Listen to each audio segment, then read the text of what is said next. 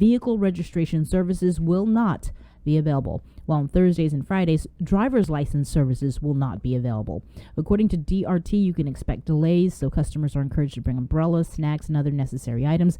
Additionally, all individuals must remain in their vehicles when they arrive, whether for appointments or for walk-in service, until they have been notified by DRT personnel that they are clear to enter the building. We now head into the Zoom room where we check in with the National Weather Service for your work week weather forecast, and standing by with the latest is Landon Aydlett. Good morning. Hey, good morning and welcome back, Sabrina. Thanks. Good to be back. Yeah, I tried to pop my collar, like Jason was saying this morning, but my collar is a little bit on the weak side. It's an old shirt, so you got to starch it. You got to starch it. Starch it. But yeah, weather-wise, we are looking great out there. And thinking about the weekend, this past weekend, a lot of people are out at the beach. It was a fantastic weekend to work in the yard, get stuff done, put up Christmas decorations that you had outside of your house. But also a great beach weekend. The week ahead, not that bad. I'm going to flip my camera around and go to some animations right quick, and then Jason will pull up some slides I prepared earlier. It's dry out there. As you didn't know, we had a good rain event last week on Thursday that did help mitigate our impending drought for this dry season. But it's back to dry conditions across Guam and all of the CNMI. And actually, that dry weather extends across all of the region from the dateline across the Western Pacific to the Mariana Islands and then on towards the Philippines. The only moisture in the region is south of Yap State and generally south of Palau. So not much to speak of out there. However, before we go to the slides, I do want to pull up some model data, and I don't always like to show the numerical weather model output because that's for us meteorologists to decipher and sort out the gibberish and then put together the best forecast. This is looking ahead to next week, but what I want to show you, we have a couple of systems coming through. This is going to be what we call the shear line. That's our winter weather pattern for this time of the year. That's typically from December through March, sometimes into April. We have these cold fronts of these strong North Pacific storm systems coming off of Japan. That's generally moving from Japan eastward towards the States and Alaska, but they can extend these cold frontal boundaries into the mid latitudes, and then they lose their cold front characteristics and become what we call a shear line, an area of convergence, stronger winds, and they generate hazardous seas and surf. And these things can be narrow and they can set up over the islands and they can last anywhere from hours to a day or two. And it's tricky because these things can be very compact and narrow, and they could give a cloudy, rainy, breezy day for Guam, and then it's sunny and dry at Tinian and Saipan. And so that little boundary can be very tight and very narrow. It can cause a lot of wet weather for isolated locations or dry weather for other nearby locations. So we're going to have one of these shear lines. It's going to be more fragmented, drop over the Mariana Islands Tuesday into Wednesday. Not that bad, but then coming ahead towards the weekend, we do have another cold front passing to our north, and this one could have more of a substantial shear line coming over the Mariana Islands right there. So this is what we'll be watching for the weekend ahead. If this materializes, it could be wetter, cloudier, and windier late in the weekend. Looks like Sunday. Saturday looks like it won't be too bad, but Sunday could be the iffy if this trend holds together. So again, this is a long-range forecast model, and this is where we're looking at the possibility of coming this weekend. Is it going to be an all-day washout? It's too early to say, but this is just a model output, and things change. That's why we put out a forecast twice a day as we get the latest forecast model information. So Jason, go ahead and pull up the slides, and we'll talk about the week ahead. The headlines for today, not that bad. Moderate risk of rip currents along east and north facing reefs. This time of the year with the trade wind swell, we bounce between moderate and a high risk of rip currents along the east shores. That's going to be pretty much a permanent feature the next couple months as we go through the windy trade wind season. The Guam fire danger is moderate. We were at high last week, but that dropped down to moderate after the heavy rains we had on Thursday.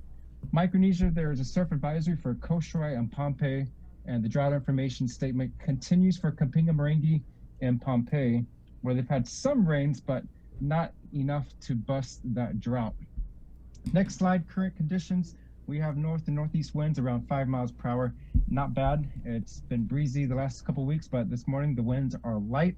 Mostly clear skies and dry. Current temperature a chilly 75 degrees. So bundle up if your kids are at the bus stop. It'll be warming up later today, but not that much. Yesterday we topped out, I think, at 85 degrees, and that's normal for this time of the year. So normal high is 85, normal low 75. The record was 68, set in 1973. Rainfall, we had a trace of rain, which just means it was just enough to get the sensors wet, but not enough to measure to 1/100th of an inch. Our record for the day was 1.5 inches in 1970, and the month to date, 3.84 inches. So the rain on Thursday did bring us back up to near normal conditions. Next slide. So this is the rainfall we had on Thursday last week. We had a good spread between generally 2 to 3.5 inches across all of Guam.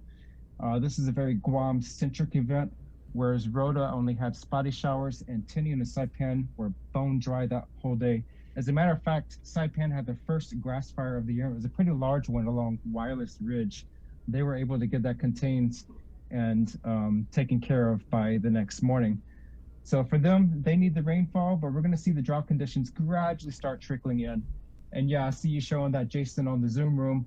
70 degrees at 2:30 that afternoon on Thursday. So it was a cold one. It didn't set any records for the day, but it was freezing cold out there. So, you know, that's part of the highlights of this time of the year. The scatterometer, the satellite-based winds at the surface, not much to see out there on the next slide. The winds are light with the moderate to strong winds down south across Micronesia and lighter winds Saipan and northward. The next slide, this is what I want to talk about the most. The sea conditions are fair. We're looking at combined seas of 5 to 6 feet on the open waters today.